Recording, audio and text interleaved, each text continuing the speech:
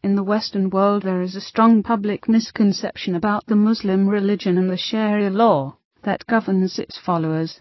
Many people view it as a violent religion that calls for extremism and persecutes those who do not follow its teachings to the point. How is it that a religion that preaches peace and tolerance has come to be viewed in such a negative light? The ignorance comes largely as a result of a biased media that reports on behaviors in Muslim countries that most Americans take to be Sharia law. Today, we will be taking a look at and ultimately debunking some of the more common Western misconceptions about Sharia law in hopes of providing a better understanding about it as a whole. To start, it is obviously necessary to define what Sharia law is. In short, Sharia is the entire body of Islamic law. From Arabic, the term literally translates to the way to the water source. It is a wide-ranging body of law and personal rules taken both from the Holy Quran and Hadith, regulating matters of all walks of life.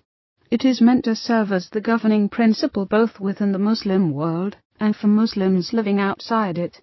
Many Westerners are under the impression that death to the infidels is the sort of mentality Muslims hold about non-Muslims. This understanding could not be further from the truth. In reality, Sharia law has always recognized and given respect to the idea of freedom of religion to all faiths. The Quran on the matters reads, "There shall be no compulsion in acceptance of the religion." The right course has become clear from the wrong. So whoever disbelieves in Tagut and believes in Allah has grasped the most trustworthy handhold with no break in it. And Allah is hearing and knowing. Thus the Quran is very clear in the matter. Numerous historical examples exist that back up the idea of one such example includes that of Caliph Umar. Upon his conquering of Jerusalem in the 7th century, Umar granted freedom to all religious communities and said that the inhabitants of his city were safe and that their places of worship would never be taken away from them. He even set up courts that were designated to the non-Muslim minorities. Another historical example can be found in the Iberian Peninsula between the 6th and 12th centuries. This era is often referred to as the Golden Age of Judaism in Spain. Despite the fact that Muslims ruled the peninsula at the time, Jews were generally accepted in society and Jewish religious, cultural, and economic life flourished. If you were to ask a Westerner what life for a Muslim woman is like, they would probably describe a woman dressed in a veil from head to toe, or a woman who is treated unjustly as unequal to a man. Much of the misconception comes from Muslim countries such as Saudi Arabia, where laws exist that oppress women from even such basic tasks as driving a car. While it is true that many predominantly Muslim countries, particularly in the Arab world, oppress women in such manners, the same cannot be said about Islamic Sharia law as a whole. The idea that women were unequal to men has its roots in a pre-Islam Arab world. At this time, the birth of a daughter in a family was considered humiliating and infanticide was quite common.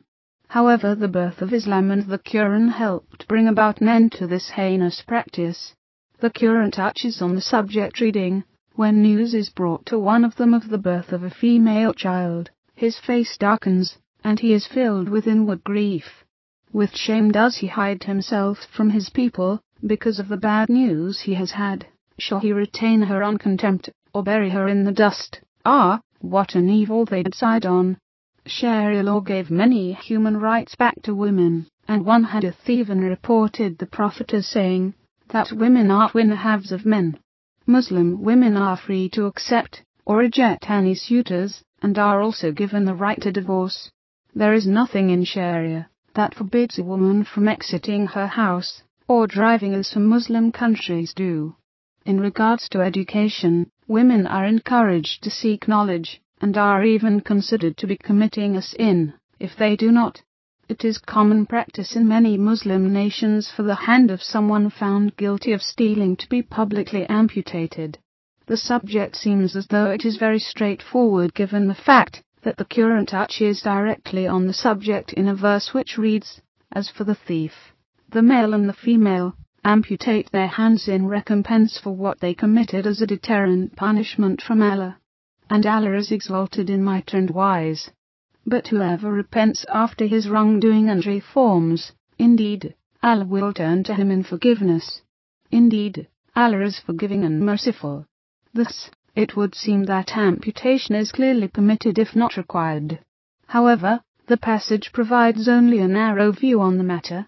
It is important to understand what Sharia teaches in full in regards to stealing. In reality, Sharia law states that, if someone is caught stealing, as a result of hunger, poverty or necessity, their hand should not be amputated. Instead, a thorough investigation must be done as to the circumstances of the theft that caused the individual to steal.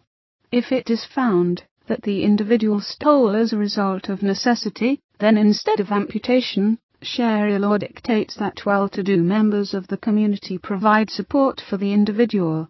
All the same, if a person is found guilty of stealing as a result of greed or other motives, then Sharia very much enforces punishment in the form of amputation.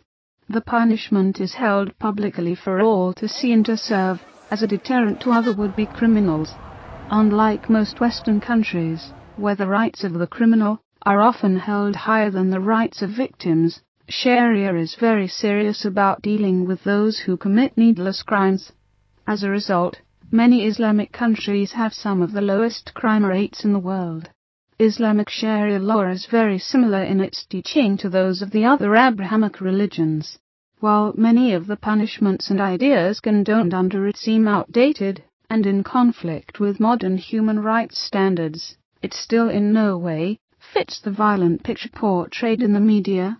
As a whole, its laws seek to help people lead a better and more meaningful life. That being said, some of its more strict laws would almost certainly make it incompatible as a political system in a typical Western nation.